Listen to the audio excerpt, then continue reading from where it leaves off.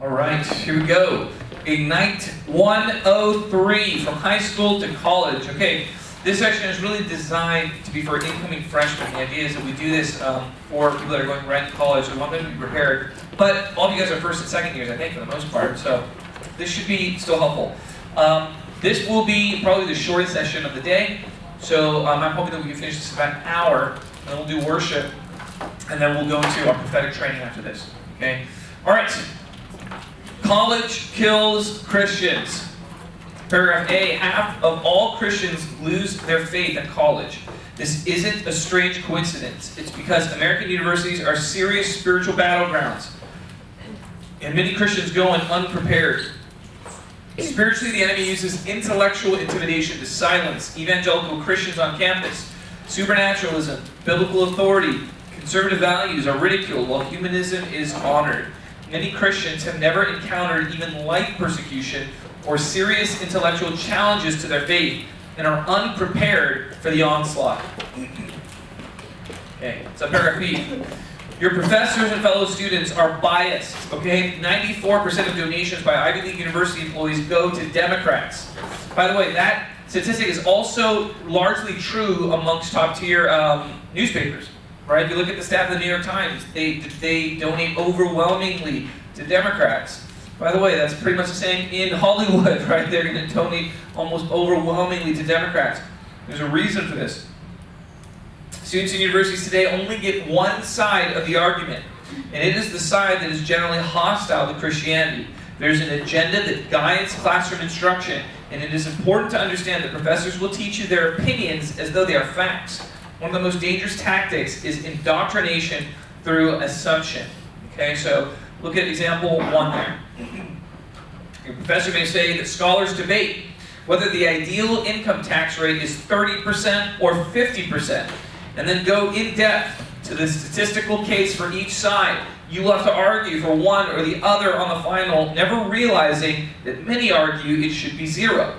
Does that make sense? What they're doing is they're creating a sense of debate, but they're not really presenting the other argument, right? They're really debating two liberal positions. But what that does is you go through that class and you learn that, you come out thinking, oh, you understand this debate, and somebody goes, hey, the best tax rate should be 10%. And you're like, oh my gosh, are you crazy? Right? It's so out of left field. Why? Because you have been indoctrinated to believe that it should be over here. It's just a matter of where over here, rather than way over here. Does this make sense?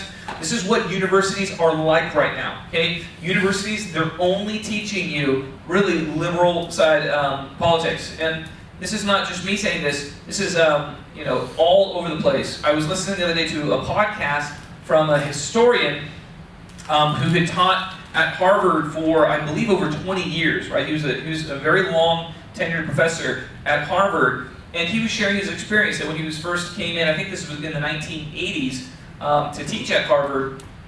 It was a very diverse staff, and by that, there was this very intellectually diverse staff. There's many theories of history, okay? There's different opinions about how we should understand history, and what he reports is that over the years what started to happen was all of those who did not see history from a more progressive, revisionist perspective, they started to get weeded out of the university. And pretty soon the entire history department became dominated by progressive revisionist historians. Okay? And that's exactly what happened, not just at Harvard, but at almost every major university in America. Okay? There was a systemic agenda to weed out other opinions from especially these liberal arts majors. Does that make sense? So he is, one of the most published, most successful historians in the country, and he was basically saying that he cannot get a job teaching history, right? Like he cannot get hired in any of these major universities. Like maybe a smaller university would take them, but not any of these major universities. And his story is typical. Okay, there's actually a lot of these stories floating around out there because this is what has happened in pretty much all the universities. Does that make sense?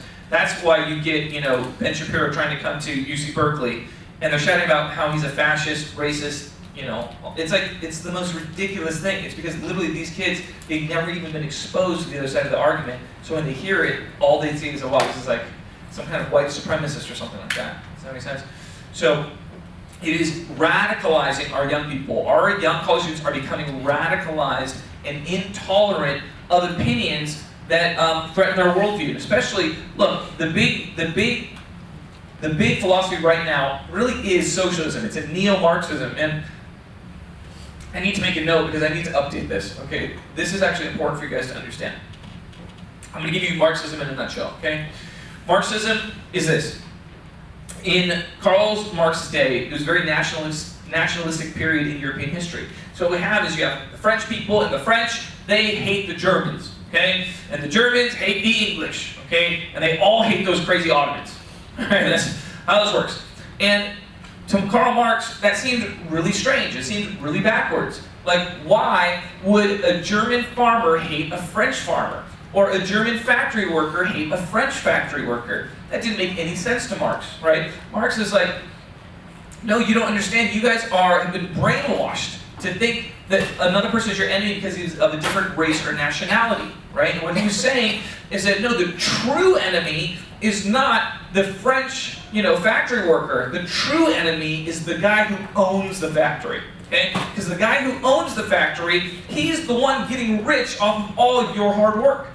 Okay? And what he did was he said that what the working class should do, what poor people should do, is they should band together and throw off the oppression of the rich bourgeoisie, owners, capitalists. Right? This is classic Marxism. This led to communist revolutions in Russia and in China and all over the place. Okay?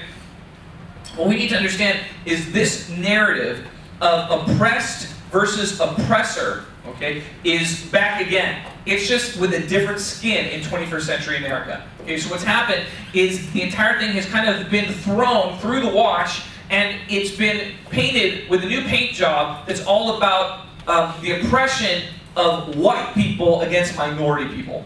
Okay, this is how this started, especially true from the Civil Rights Movement. So the idea is this, that there's this history of racism in America, and what you have are the black people. And very clearly, the white people were very racist against them and oppressed them and hurt them. Now, is that true? Yeah, that's true. Okay, that's true. By the way, that's true for lots of different countries, right? Not just America. Right? That dynamic of racism is true, really, throughout history. So this is not anything novel or new, but this paradigm, what it does is it picked it out, and it says that black people have been historically oppressed and systemically oppressed, and that's still going on. And by the way, there's all these other minorities, and they're also being oppressed. And the real bad guy are those white people. Okay? Those white people are the bad guy. They are holding you down. They are oppressing your rights, right? They are bigoted, racist, homophobic, and it's not just white. It's not actually about being white. It's white supremacy, right? And this is where you really get really weird, right? Because you have conservative black people, and you know what they are? They're white supremacist conservative black people. I don't know if you guys have ever heard this, right? This is like a real thing, okay? Being black is not actually an ethnicity, it's the way you think, right? So if you're a black conservative, you're not a true black person, you're a race traitor, okay? You're a race traitor, you're an Uncle Tom, right? You're actually working for the white man, right? Something like that, right? You're brainwashed by whiteness, something like that. The whole thing's garbage, right? But this is where we are in America today. Okay, and what's happened is this coalition of oppressed minorities has been encouraged to band together for political power, right? And to essentially see white, rich, male, conservative, traditional Christians, okay, as the enemy who has been oppressing all these minorities throughout history with this ideology that largely gets lumped into this thing they call white supremacy. Does this make sense? Okay? This is the same thing. This is Marxism in a new skin. Okay? It's Marxism in a new skin.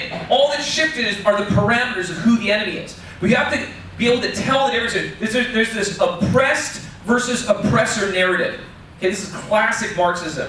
Oppressed versus oppressor. And the oppressed need to band together and fight against the oppressors. Okay? I think Marxism is such a dangerous ideology, and when we get into politics on the last day, we'll go a little bit more into this. I just want to give an outline of this because this is really going to color almost all the academic fields today. Okay? This type of ideology is really starting to color almost everything. And so you're going to hear about all of these types of oppressed versus oppressed. The number one thing that is getting preached at university campuses these days is systemic racism. Okay? Now, I have an entire politics section, but I'm just going to cover a little bit of it now, because it is important for us to basically understand in a really general way. Okay? I believe the entire systemic racism narrative is a 100% lie. Okay? Now, I'll say this. As a college student, I believed in it. Okay? As a college student, I believed in it because it was told to me nonstop. I was like, yeah, like that makes sense. That there's, these institutions are racist. It's not necessarily a person, they're not trying to be, but our systems and our institutions naturally kind of, discriminating against black people. That seems reasonable to me. And I believed in social justice. I didn't really understand much of it, but I was like, yeah, let's help poor people and people who are struggling. Let's help them. I really did not understand where all this ideology came from. Okay? And at my college fellowship, there's a lot of talk about how God wants to help the poor. And that's our job as Christians, right? To stand for social justice, to stand alongside the poor and oppressed and the voiceless, and to be their voice in society. And I was like, yeah, that sounds good. To be honest, I didn't really get it. To be honest, because I was like, yeah, it sounds kind of good, but what about Jesus and, the gospel and mission and getting people saved? And they're like, oh yeah, that too, that too. But yeah, we really need to stand for the poor. Now, most of you guys are from, less liberal Christian fellowships, so you may not have heard much of this stuff. But this type of thinking is actually taking over lots of different campus fellowships. Okay, I was in InterVarsity Christian Fellowship. That type of thing is taking over a lot of InterVarsity chapters. Crew has really started to move in that direction nationally. Okay, a lot of different ones have. And I want to give you an understanding. This comes from what's called liberation theology. Liberation theology. Okay, liberation theology was developed in Latin America by a priest down there who basically gave a new paradigm of the Bible. And the idea was this, that God is on the side of the poor and the oppressed. The Bible is a story about how God is really always on the side of the poor and the oppressed. And the idea was this, that Israel was poor and oppressed by Egypt, and so God was on their side and He helped deliver them. And then what happened? Israel became the oppressors. Right? And then God judged them, right? And God, rebuked them, sent them to exile. And then they were under the Romans, and then they're oppressing again, and God's on the side of the poor. Does this make sense? It gives this whole Marxist spin on it. It's Marxism, okay? It's Marxism mixed with the Bible. And this became very popular throughout Latin America. In fact, what you'll notice is that the previous Pope was the foremost apologist against liberation theology, meaning his specialty was arguing against liberation theology. The current Pope is a liberation theologian. Okay? So what we have is, in the Catholic Church, there's pretty clearly a revolution, right? And liberation theology has kind of won the day. And if you'll notice, the current Pope is very popular amongst the liberal, political crowd. They like him. He espouses a lot of ideas that sound pretty good, right? And that's because a lot of liberation theology, which really is a type of Marxism, is basically being espoused through what he's saying. Okay? Does this make sense? Let me pause right there. I kind of gave you a flyby overview of liberation theology and social justice ideology, but I'm just... Okay, well, let me do this before I go into questions. Let me circle back to systemic racism. Okay? So this idea that minorities are being oppressed and are poor and they're being held down by white supremacy. I want to argue that this whole thing is complete garbage, okay? It's not that white supremacy doesn't exist. There are white supremacists out there. There's probably one in Idaho, right? Living in his mom's basement, really mad at black people, right? There are white supremacists out there, and there is some aspect of systemic racism, okay? I strongly disagree, though, that systemic racism is very powerful. Okay, I think it is very not powerful. Okay, and there are several examples, but I think the strongest historical case studies are really, number one, the Jews. Okay, Jews have been systemically oppressed in pretty much every single population that they've been a part of throughout history. Okay, they've been systemically oppressed. They have been outright discriminated against, they have been persecuted, and yet they have thrived. In pretty much all their history, they have thrived. They've done really, really well. They've always become rich, they've always become wealthy, they've always become successful, which is why people get jealous of them and start to persecute them. Make sense? Jews are case 1A, all right? The other case, which I think should be pretty relevant for us, is Asian Americans living in America, okay? Now, you can't make the argument that Asian Americans are, succeeding because of white privilege. You can't make the argument that we're succeeding because of our privileged backgrounds, like our parents are so rich. Really, that's not how this works, right? Many of our parents, most of our parents, are actually not, they're working class people for the most part, okay? And yet, Asian Americans are doing very well in America. So how do we explain this? Well, it's actually really, really simple. It's because systemic racism is actually really weak. It doesn't really do anything at all, okay? And I would argue that the clearest example of systemic racism is college admissions.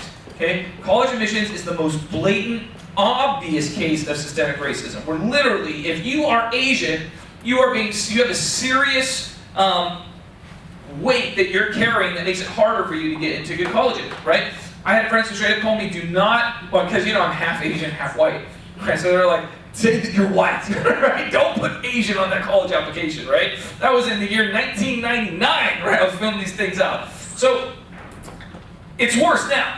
Right? It's worse now. You guys know this. You guys had to live through this not that long ago, right? This is obvious for everyone. And yet, Asians are doing far better, right? When it comes to median income level, when it comes to college education, getting into great schools. Why? It's not because of systemic racism is somehow helping them. It's obvious that it's hurting them, okay? What's actually happening is that systemic racism is just not very powerful at all, okay? It doesn't really do much. You can't stop a healthy culture from thriving and succeeding. And this is biblical, okay? This is biblical. Okay, I'm going to make the argument that it has much more to do with morality, with righteousness within the culture of the people, okay? Now this is white supremacist ideology 101, right?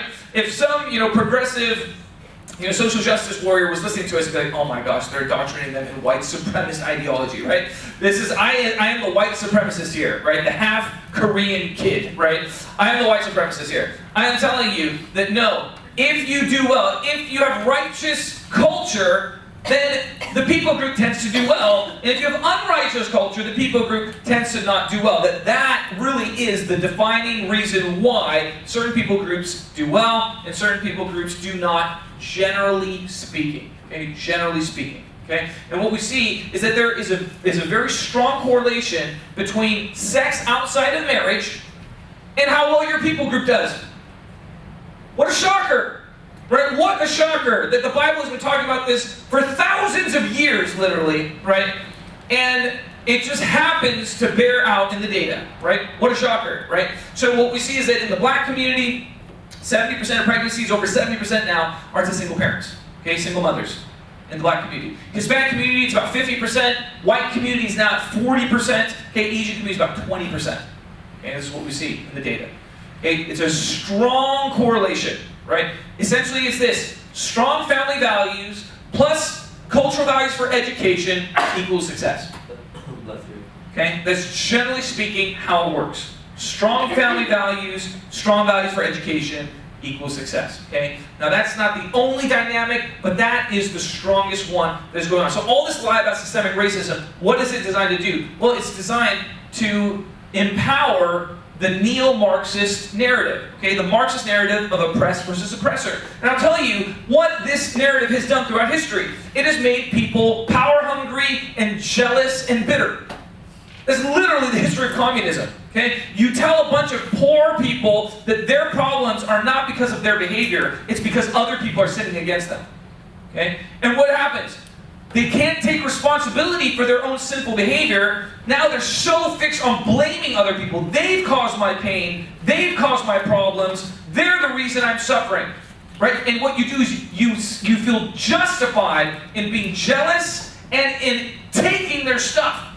Okay? And that's what this whole thing is about. Okay? Neo-Marxism, Marxism in general, what it does is it nurtures a spirit of jealousy and greed and divisive bitterness, where people feel justified in doing terrible things in the name of justice. Am I making sense? That is why so many passionate progressives are the most intolerant people in society, right? Where they're actively, you have these Antifa people, right? They're just straight up attacking people. They're straight up, throwing M80s. They're putting M80s inside of bottles and they're launching them so they explode like grenades.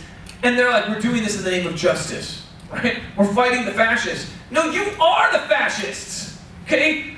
They have become what they swear that they hate.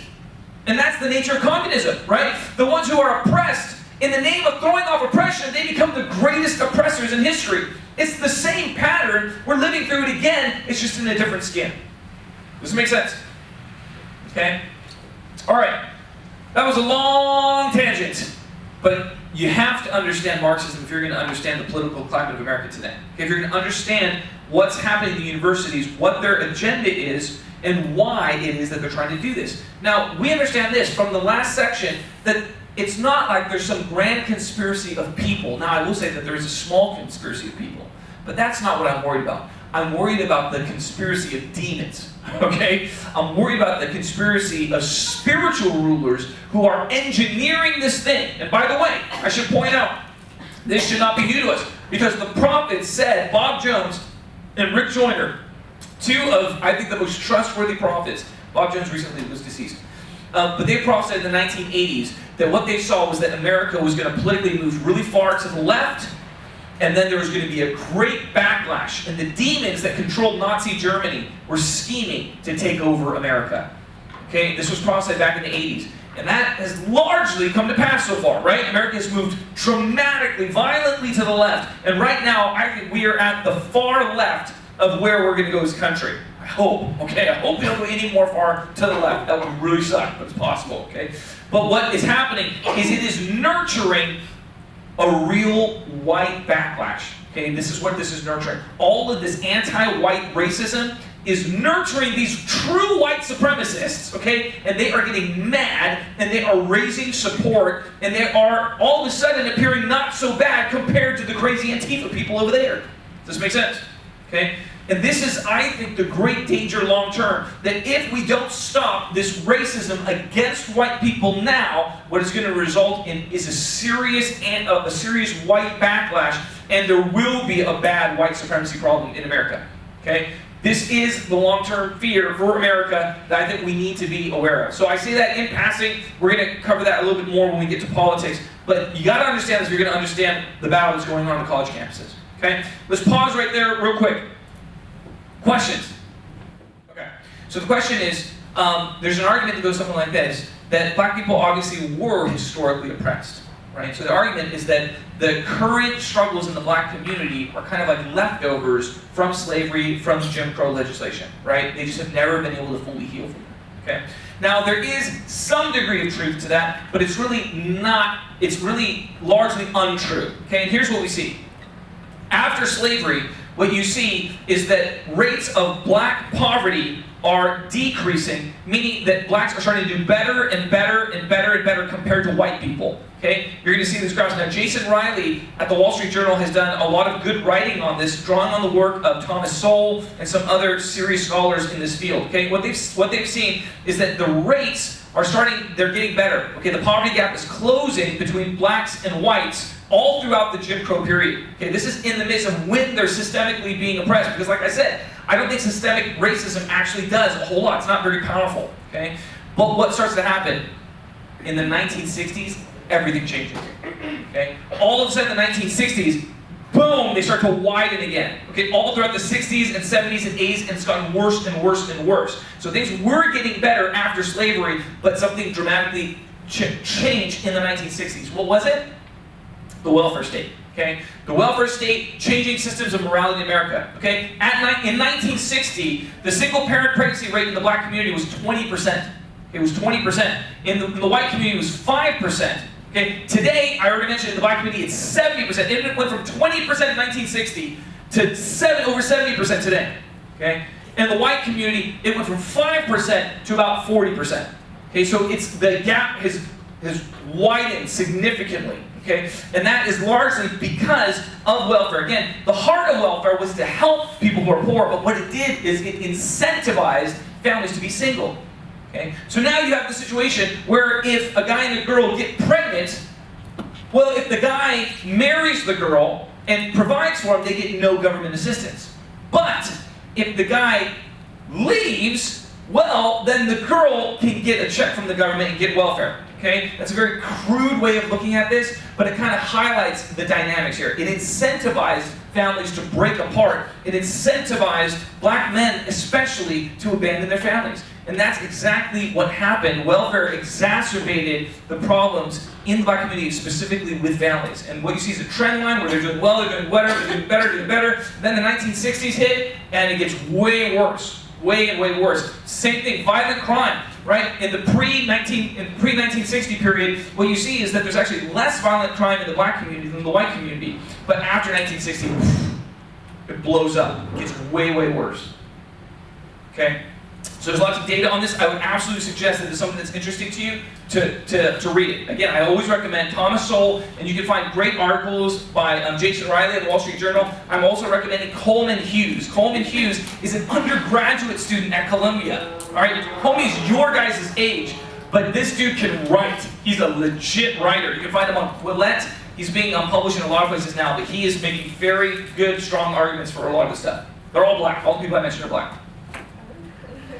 Yes? I wanted to ask you, but in terms of like social justice and like biblical justice, yes. Are you saying like social justice, like, I don't know, just because like I'm from NorCal, and so like a lot of churches, like their main form of ministry is through social justice. Yes. What do you think of that? Great question. Okay, social justice, right? What's wrong with it? What are the problems here? Okay.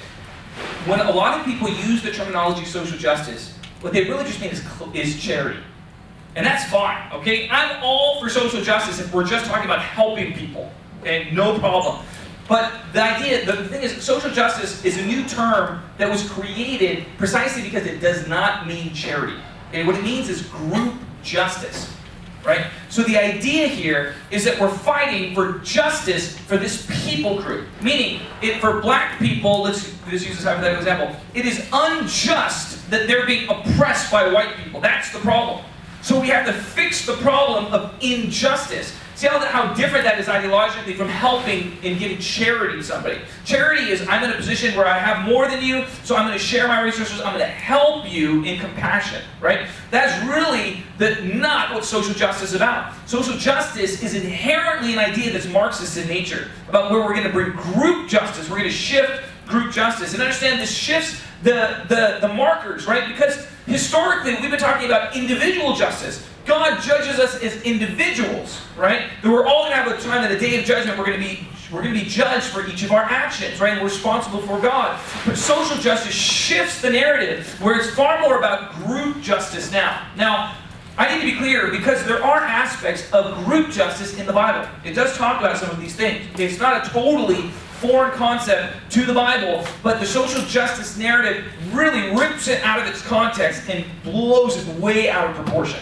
Okay? So for example, in this case, if we're talking about poverty in the black community, I think the biblical answer is that we need to preach repentance to the black community, to take responsibility for the sin issues in the community and call them to righteousness, specifically to not having sex outside of marriage, and specifically to committing, right, to marriage and having and raising children together. Okay? That's my understanding of the right call from a biblical perspective. Now, from a social justice narrative, that is anathema, right, for me to say that. That's like blasphemy, right? That is blasphemy on the college campuses. Why? Because I'm denying the great injustice that's being committed against them. I'm victim blaming, right? I'm blaming them for their own problems when they have these problems because those white people have wronged them. Does this make sense?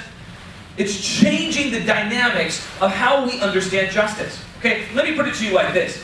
I think we're in the midst of a false justice movement, right? Where this false justice movement has been preaching that there's all these oppressions coming against these minority groups. Can I tell you what the most oppressed minority group in America is? Unborn babies. That's the most oppressed group in America, okay? But what's happened is those who are who say that they're most fixed on group injustices are completely blind to the actual people group that's being unjustly oppressed. Does that make sense? Why? Because it's a false justice movement. Nobody's oppressing black people. Very few people are oppressing black people. Okay? In fact, they get far more privileges. Okay? They get far more systemic privileges in America. The problem is that the government does not have the power to shift culture. That's the problem. Okay? War on Poverty started in 1970. Billions of dollars has been poured into it. How much has our poverty rate shifted in that time? I give you a big fat hint. 0%, okay? It's the same, okay? We have the same amount of poverty that we did in 1970, right? Despite all of these government programs. Because the government does not have the power to shift culture. And this is the constant, preaching of the scriptures, that it's culture, it's righteous action that results in blessing for a people group.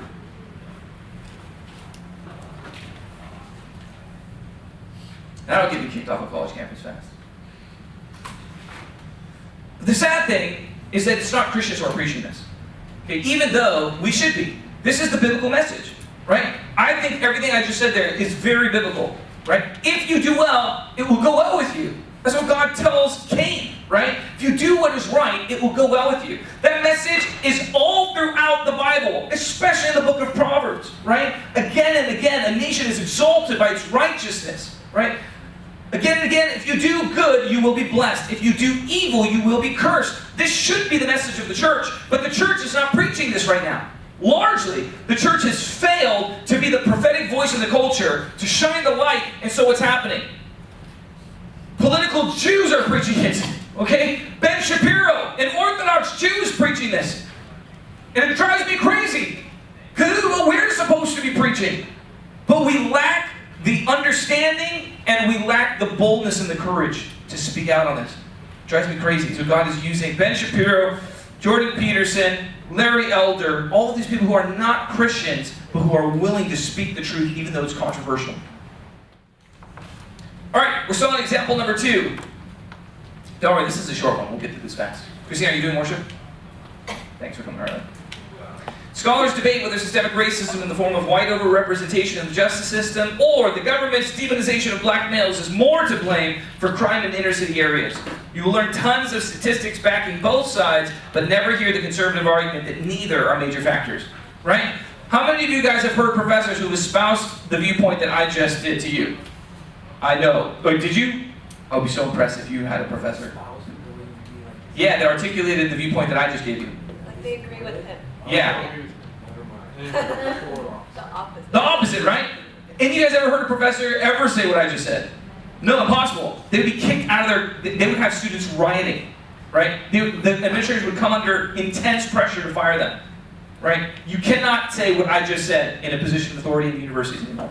Impossible. Because you're going against the gospel of the university system right now, which is the systemic racism, oppressed versus oppressor narrative. Okay? This is the primary message that is preached at universities right now. And that's why you can't say that. That's what I mean. You can't get educated on this, right? That's why you have to go out and get educated yourself. Go get educated yourself, okay? Larry Elder, he's the man, all right? You watch the episode where Larry Elder debates this with Dave Rubin. You guys know who Dave Rubin is? Dave Rubin is a gay, agnostic, pro-choice Jew, okay? And he used to work for the Young Turks. You guys know the Young Turks? He was a producer on the Young Turks. And then he realized, there was a segment where some of the people that he was interviewing was talking, and he realized this person is a racist. This is a true racist. This I forget this, but like he realized the racism was coming on the left. And so he started to actually look into some of these conservative positions. And he does a show on YouTube, I would highly recommend it, that he interviews Larry Elder. And he asked, Larry Elder asked, he said, give me one example of systemic racism. And Dave Rubin cannot give him one example, right? Larry Elder just destroys every example he tries to bring up, right, with facts. It's amazing. And in that moment, you see Dave Rubin change his mind, right? Completely shift his perspective in one interview. It's fantastic, right? But that's because Larry Elder is very familiar with a lot of the research that Thomas Sowell does. Okay, Thomas Sowell is the man when it comes to getting in the academic perspective of a lot of this stuff. He's done a lot of great research on this. Okay. All right, why does it even matter?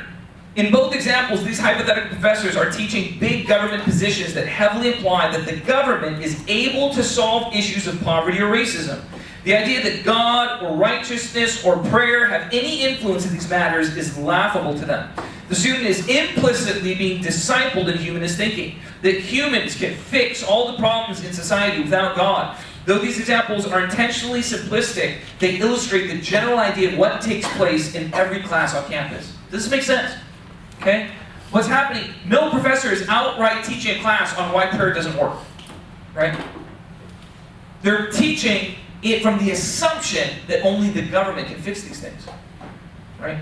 And that's actually very powerful, right? This idea that you teach with the assumption of these things, and that assumption gets passed through the teaching without you even realizing that you're being taught that. Okay? A lot of humanist indoctrination happens that way. Okay? All right, next page. Most effective influencing happens subconsciously.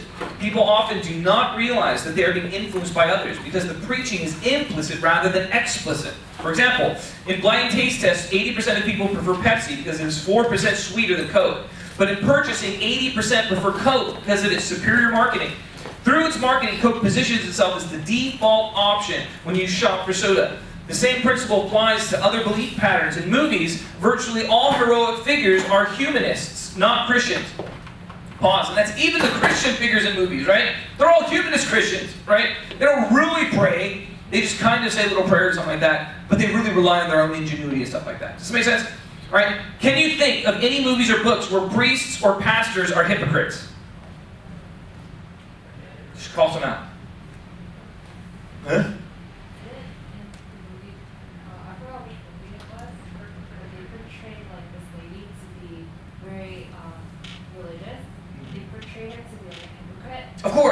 Of course, the hypocrite Christian, okay? This is like a standard character in like every show these days, right? Like I remember like Glee. I like Glee, right? I like the songs, they're fun, right? Except it's just the most obvious, humanistic, like the biggest hypocrite on the show is the Christian cheerleader, right? Who's like, having sex, on the side, right? And refusing to adopt a baby. I forget what the whole line. It turns out I was like, okay, I see what's happening here, of course. Right? The hero, the really compassionate one, is the gay kid, right? The gay kid who's really loving to everyone and really... Okay, always. Footloose, okay. Never saw it, but I'll take your word for it. Yeah?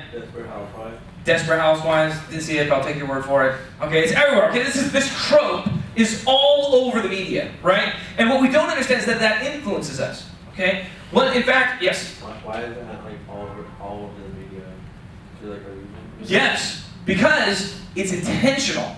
It's intentional, right?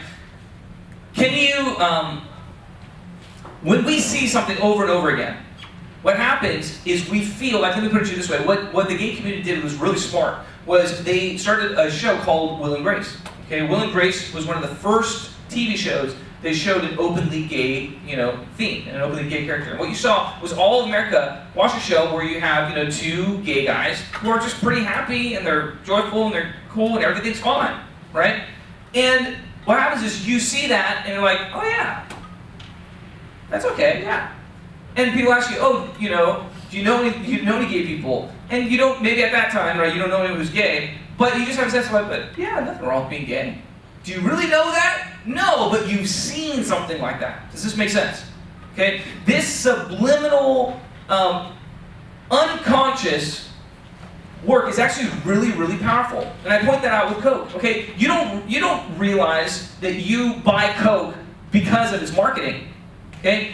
It's not like Coke is sending a team of Coke evangelists to you, right? Trying to convince you, Matt, Coke is better.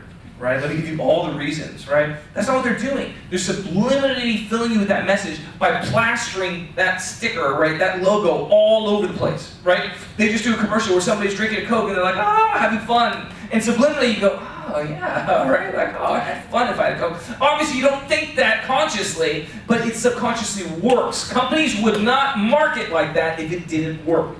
Am I making sense?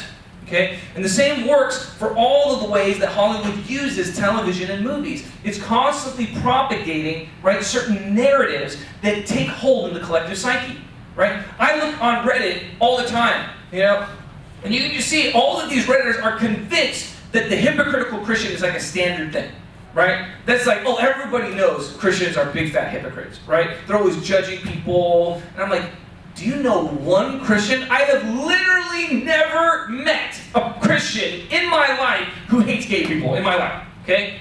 Never met one. Sure, they're out there, okay? But I've never met one, and I'm around Christians like every day, okay? All day long, all the time, okay? But this trope that Christians hate gay people, okay, that's like taken for granted in all these sections of the internet. Does this make sense? Right? How did that trope get there? Because they've seen it so many times, right, through movies and TVs and video games and all this stuff where it's constantly portrayed over and over again, even though I bet you almost none of them have ever seen that in real life. Make sense? Okay. All right, C, dealing with doubt.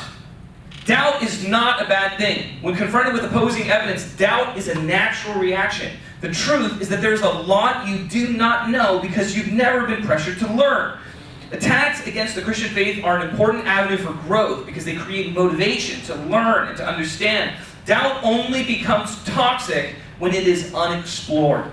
The truth can withstand scrutiny, but you must learn to seek the Lord for understanding and do your own research for questions that arise.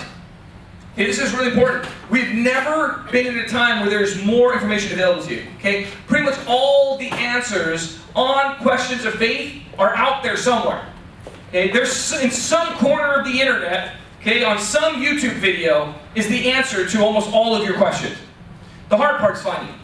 Okay, the hard part is finding it. Okay, because if you are passive in it and you just take information that's given to you, you are going to be indoctrinated in humanism because that's all the information they're giving to young people these days. Okay? You have to go looking for the Christian biblical answer. And it's not always obvious. Does that make sense? So explore your doubts. Okay? If you get in a position of doubt, man, I just don't see how it could be real that, Jesus could rise from the dead. That just seems really weird, right? Well, there's a fantastic book called The Resurrection of the Son of God by N.T. Wright. It's just fantastic if you take the time to read it. Okay? Lots of these types of things. Okay? Explore your doubt. Ask questions. It's okay. D, freedom without accountability. The college environment is one of unprecedented temptation. Students have plenty of time, stay up late, and have an abundance of parties and peer pressure. If you don't prepare for the environment and make proactive decisions to provide accountability, you will almost certainly fall to many of these temptations. Giving into temptation will open your spirit to demonic influence that will kill your faith. Okay? So I'll just say this, look. I've counseled a number of people who've been sexually assaulted. Okay? A number of people. Okay? In the vast majority of cases, there's alcohol involved. Okay? In the vast majority of cases, there's alcohol or drugs involved. Okay? I want to lovingly warn you. Okay? The danger of parties is this. If you go to a party where lots of people are drinking, okay, you're probably not going to be sexually assaulted. But if you go all the time, it's the same thing with using birth contraceptives, right? If you have sex one time using a condom, you're probably not going to get pregnant. But if you have sex again and again and again and again and again, you are increasing the odds to the extent that you're probably going to get pregnant. It's basically shown that over a 10-year period, people who are sexually active have a better than average chance of getting pregnant even using popular forms of contraception. Does this make sense? It's part of the reason why we have so many abortions. Because people never expect they'll get pregnant and then, oh my gosh, it didn't work. Something went wrong. No, you just rolled those dice too many times. Okay? Does that make sense? Okay, in the same way, this is why these things are important. Look, I lovingly say this because I know that you guys are members here, but I understand there are real temptations. Okay, there are real temptations out there, and I want to lovingly try and warn you about those a little bit here. Okay, again, just getting back to sexual assault, I've counseled many people in this area, and the thing is, it only takes getting assaulted one time to really mess you up in this area. Okay? A lot of people have been seriously messed up, and a lot of these cases in which I counsel people, a lot of times it's very gray. Okay, it's very gray, meaning one party feels like they didn't really do anything wrong, and the other party feels really seriously violated or assaulted. That happens all the time. Okay, so I want to lovingly warn you because you can't mess around with this. Okay, there's this big lie in our society today that having sex can be free and fun with no baggage. And I just want to say that is absolutely a lie. Okay, that's absolutely a lie. I don't want to say most because I haven't done statistical ideas, okay, but many of the people that I know, okay, that have been seriously damaged in that they don't want to get married, they've given up on marriage. For a lot of these people, it's because they got so traumatized and so hurt in some type of relationship they had. Okay, that's why I don't think dating should be casual, which we're going to get into, on the last day, I think, right? We're going to get into dating. I don't think dating should be casual because you have to understand dating is dangerous. Okay, even amongst Christians, it's dangerous. It's dangerous for your heart. Okay. Okay, so it's not something that we should not buy into the lie that it's, we're going to be fine, you're going to be fine. No, you may not be fine, which is why you need to practice wisdom in all of this stuff. And that's why a lot of people give up on marriage. I know a lot of people who've totally given up on it. Okay? Or they try and they just can't do it. Okay? They can't do it because they've been so wounded that they don't know how to have intimacy anymore. Okay? This is a very common thing in our culture today. More and more people are giving up on marriage because they don't think it's possible. Let me put it this way. No teenager gives up on marriage. Very few, okay? There's a couple here now. Right? Almost no teenager gives up on marriage. Every teenager is like, yeah, I can't wait to get married, or like, I'm just going to go for it, I'm having lots of sex, whatever, right? But when you get into your 30s, okay, the landscape is littered with people who have just given up on marriage. They don't want to do it anymore because they've been so hurt. They've had these traumatic experiences because they were sold a lie that this is safe, this is fun, this is easy. Okay? It's not. It's designed to be sacred. Okay? It's designed to be sacred, and there's a reason why. So I just lovingly say that to you guys. And it's a real temptation, okay? We'll get more into it when we get to the dating stuff. All right, discussion. What are some ways that indoctrination by assumption has happened in your education so far? All right, let's skip that. What are the most dangerous temptations of college for you? Hard one. What are some of the most dangerous temptations for you? Everyone's different, so we're tempted by different things. Okay, I don't know about you guys. Like I said, I had co-ed dorms at Berkeley. Those jerks, man. That is so wrong. It is so wrong, right, to have co-ed dorms. Right? It was legit. There were so many temptations. Okay, just being real. In college, there were a lot of temptations. Okay, well, I thank God that I really love the Lord. So I didn't put myself in more temptation, than I had to.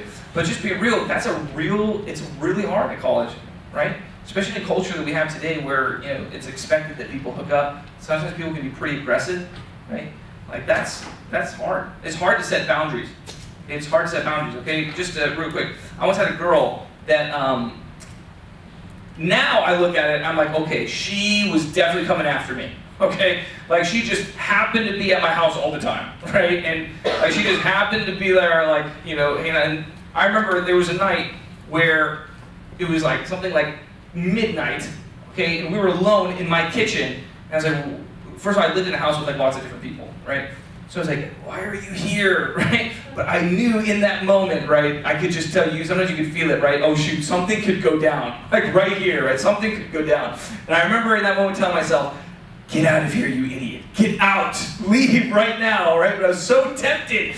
And I was like, I gotta go, and I left, right? Praise God, I passed the test, right? But I remember in that moment feeling like, I could seriously get jacked up right now, right, with the Lord. I could seriously mess up my walk with God right here, right now. And that was a real temptation. And at the time, it's because I didn't know how to set boundaries. I didn't know that I should have gone to that girl and be like, excuse me, why are you always around? That's what I should have done, right? If that happened now, that's exactly what I would do, okay? Some girl showing up at my house, like, always looking for conversation. I'd be like, excuse me. Right? But young people, we're not good at setting boundaries a lot of times, right? So that leaves you open to someone who's kind of seductive. Okay, people who are seductive, they will take advantage of your bad boundaries, right? As a married man, I'm much better with my boundaries now, right? I'm like, excuse me? Not appreciated. Don't appreciate that, right? Because I protect my marriage, right? I'm protecting it. I have to fight for good boundaries in my marriage. Anyways, that's a topic for another session. Okay. Ready to wrap this sucker up? We're going to fly through this last part. Christian priorities in college. Okay, I already emphasized this like crazy in the last session, so I'm not going to go through it again. Seek the kingdom first. Seek the kingdom first. Okay?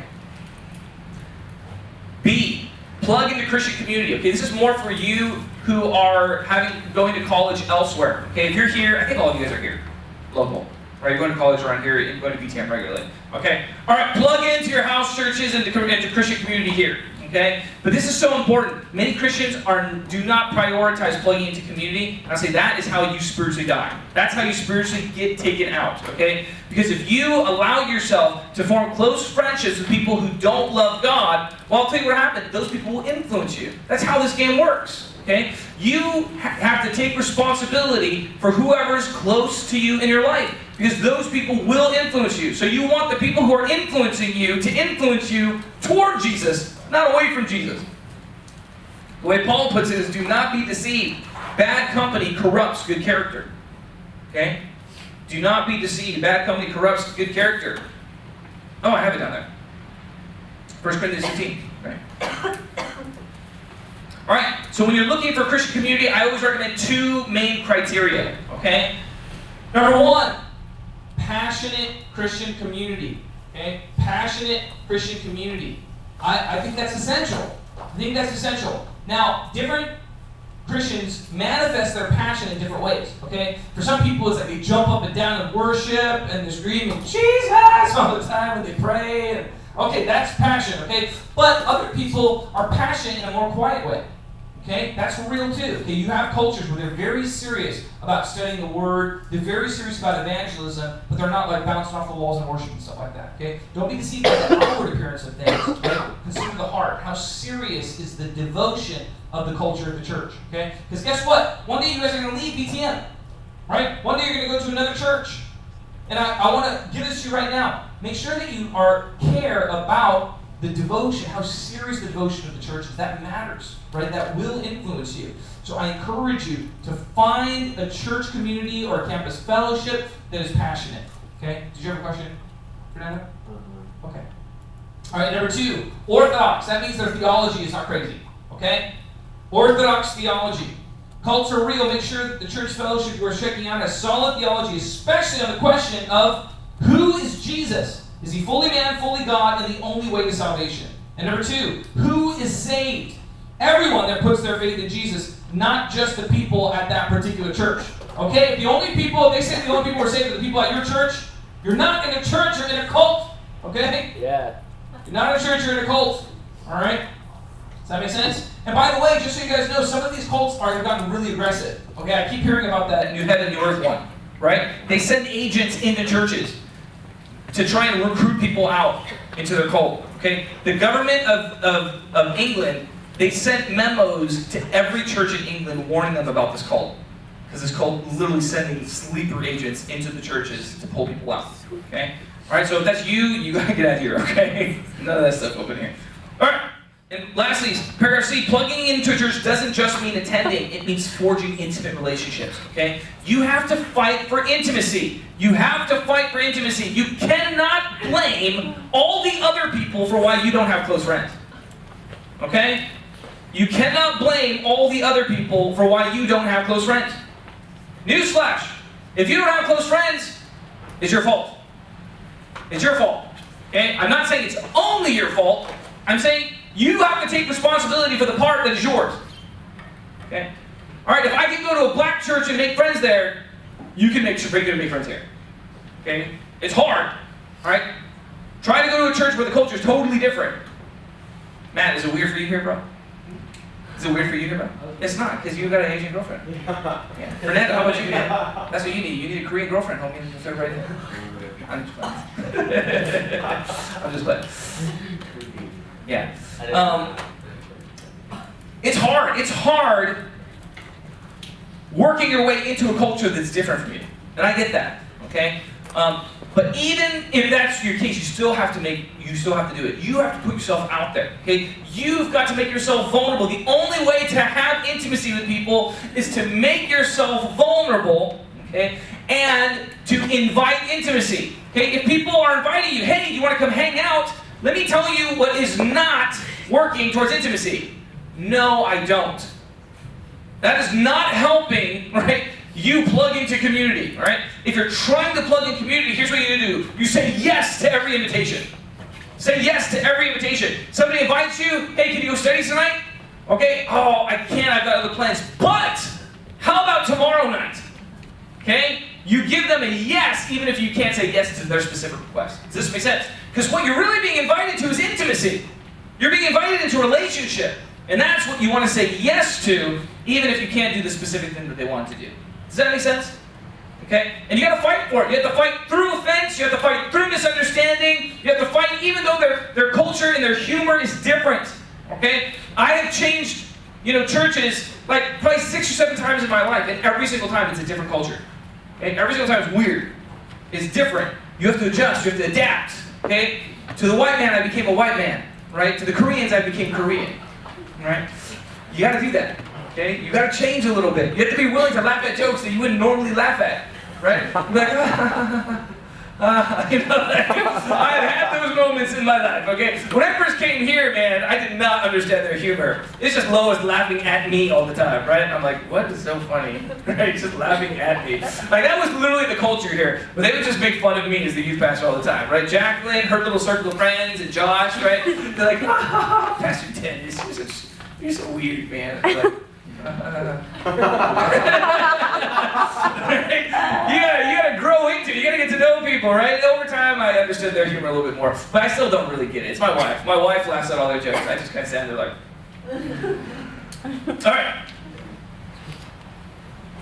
all right. Couple practical considerations, and we're done. How do you pick a major? All right. Number one, do you like the field of study? Number two, is it valuable in society? I.e., does it pay monies? Okay, I know that we don't want to touch that, right? But okay, so that should matter. It should matter, right? If your major leads to a paying job. Okay? Now, I'm not saying that you can't get a job with, again, a social science degree. Okay? I'm not saying you cannot get a job. You do have a valuable skill to get English. And English, like I said, is a valuable skill in today's market. But it's not as valuable or as in demand as many of the other skills that you can have in addition to the skill of English. Does this make sense? So yeah, just being honest, if I could go back in time, would I major in history? Maybe, because I am one of the very few people on the planet that actually utilizes my history degree. Right? Oh, the irony that the Lord redeems my decisions, right? So that I can glorify Him. Amen. Okay? The vast majority of history majors do not use their history degree. Okay? You don't use it, all right? I'd recommend that if you can, try and major in something that gives you a technical skill, or at least minor in something that gives you a technical skill. Okay? That's my recommendation. I don't say that you shouldn't be a music major, or you shouldn't be a sociology major. Actually, I do say you probably shouldn't be a sociology major, unless the Lord tells you to do it. Because the whole field is just total garbage, okay? Alright. And I back on sociology all the time, it's my favorite. My brother is a sociology major, my best friend Joe's a sociology major, my wife is a sociology major, okay? Isn't that ridiculous? Anyways, okay. And I always tell people, look, if you have no idea what to major in, take the intro classes for computer science and business, okay? Okay, guess what? Business skills are useful because you have to work for a business pretty much. Almost everybody works for a business. You need business skills, okay? So business is helpful, and computer science is a very in-demand skill. A lot of people are looking for it, so you could probably get a job with that, okay? That's if you have no idea what to do. Should you join a frat or sorority? I highly recommend you do not join a frat or sorority, okay? Unless it is explicitly Christian.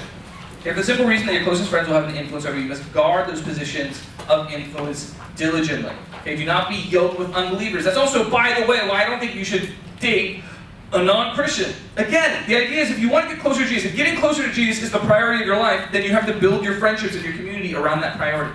That's the heart of this, okay? And study habits. Study. That's essential. That's essentially it. Okay. All right, let's pause there because we went longer than I thought. I thought we were going to end sooner, but I wanted that whole spiel on socialism to take forever. So let's pause. Any questions on it, especially majors? Are you guys okay on your majors? Got it figured out?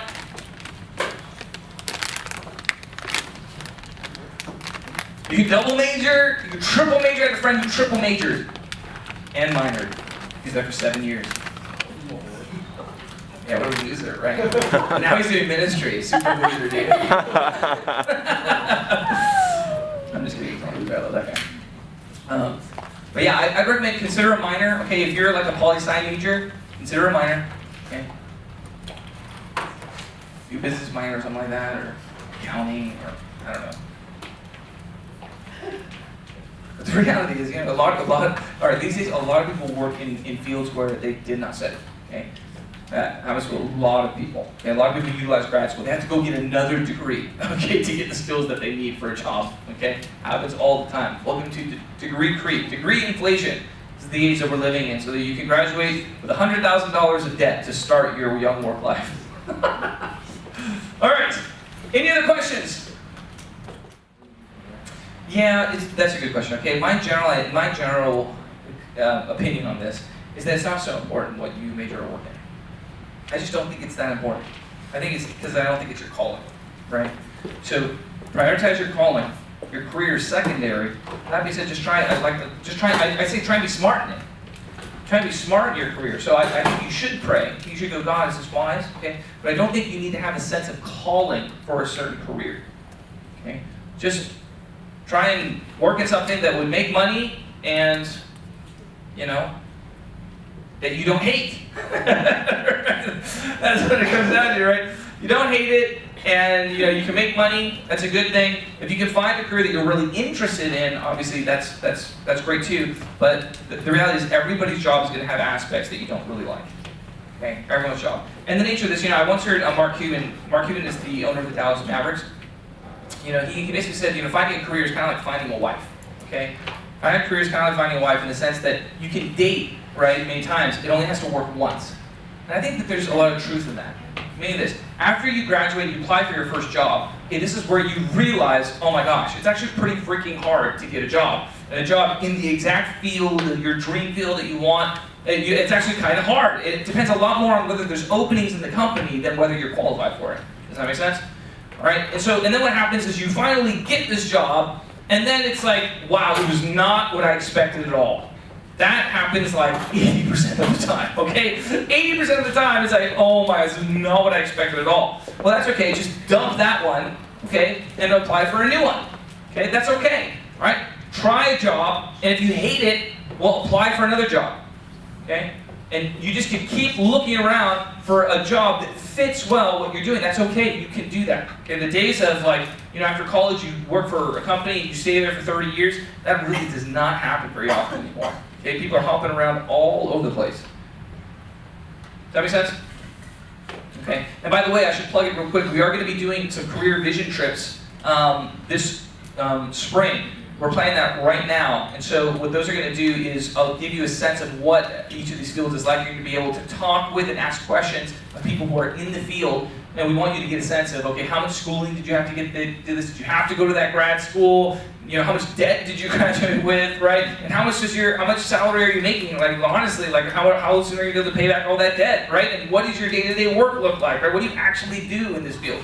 All of that, we want you guys to be able to ask those very practical questions so you can get a real sense of what this particular job is like. Make sense? That's the hard bit. Okay, and ultimately, don't worry. Don't worry, just do your best. Man, my trust is in the Lord. And I tell him I will do whatever let me put it this way. I had it all wrong for me, okay? I was planning to go to business school to be a missionary. I wanted to be a missionary, and I thought business school was the way to go, okay? So I worked at a business that I hated. It was like the worst ever, right? And then the Lord told me, stop what you're doing, quit, go and plant a church. So I went and planted a church, and I became a pastor, but I didn't really see myself as a pastor. I was like, I'm just doing this until I go to business school. I'm going to get my degree, and then I'm going to find some way to get over the Middle East, right, as a business missionary, something like that, right? And then I was getting ready to apply to business school, and the Lord spoke to me and said, hey, stupid, don't go to business school, be a pastor. And I was like, no, right? And I became a pastor. I was already a pastor, right? But I became a pastor. And here I am, 10 years later, and I look at it, and I'm like, wow, I would have been a terrible businessman. Honestly, what an idiot I was. I had no self-awareness of what I was good at. I'm the worst at business stuff, right? I get other people to do all of my business stuff because I'm terrible at it, right? I would have been a good lawyer. See, I should have gone to law school. I would destroy some folks in contract work, man. Yeah. But the Lord guides me. Now I write little legal code for you guys, right? If you study it and pass it on.